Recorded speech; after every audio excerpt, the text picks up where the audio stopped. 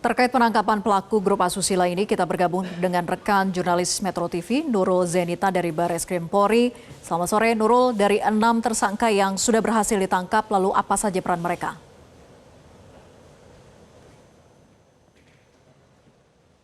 Ya, Vera dan juga pemirsa, betul sekali.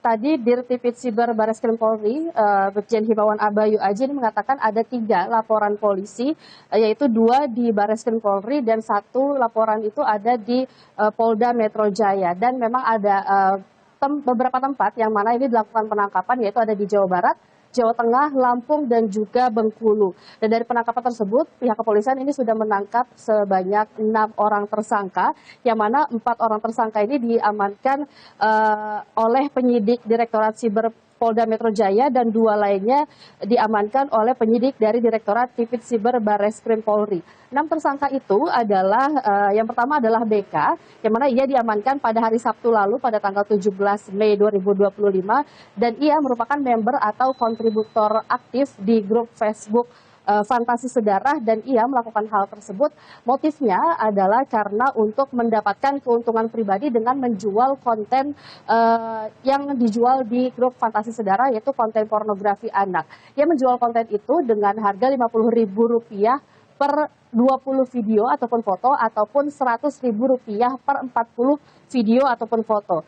Tersangka kedua yang diamankan adalah inisial NR, yaitu diamankan pada hari Senin lalu 19 Mei 2025. Ia merupakan admin atau kreator grup Fantasi Sedarah, yang mana grup ini telah dibuat sejak bulan Agustus 2024, dan motif ia melakukan hal tersebut adalah untuk kepuasan pribadi dan juga berbagi konten dengan member lain yang ada di grup tersebut. Dan dari pengamanan tersebut, polisi ini menemukan 402 gambar dan juga 7 video pornografi anak dari HP tersangka NR. Tersangka ketiga adalah inisial MS, yaitu yang diamankan pada hari Senin lalu di Jawa Tengah, yang mana ia merupakan member dan juga kontributor aktif di grup Fantasi Sedarah.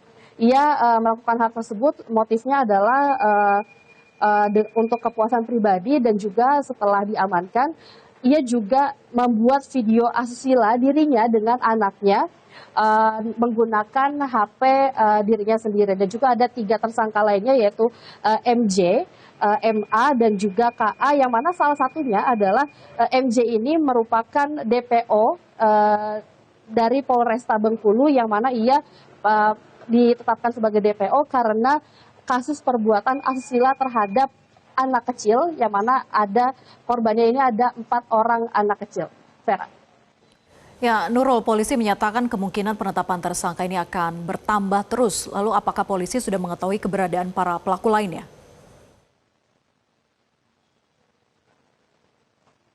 Ya, betul Vera, sejauh ini memang baru ada 6 orang tersangka yang ditetapkan oleh pihak kepolisian, namun ini tidak menutup kemungkinan akan ada tersangka lainnya setelah ini. Namun sejauh ini memang pihak kepolisian masih mendalami keberadaan tersangka lainnya, baik itu dari penelusuran ataupun penyelidikan yang dilakukan oleh pihak kepolisian, termasuk salah satunya adalah dengan mendalami dari ke-6 tersangka yang sudah ditetapkan sebelumnya tadi.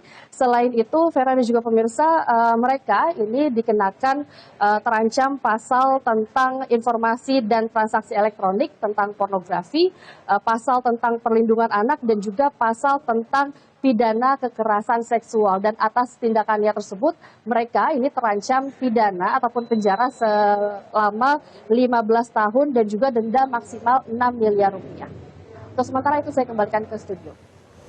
Baik, terima kasih Nurul atas laporan Anda dan selamat bertugas kembali.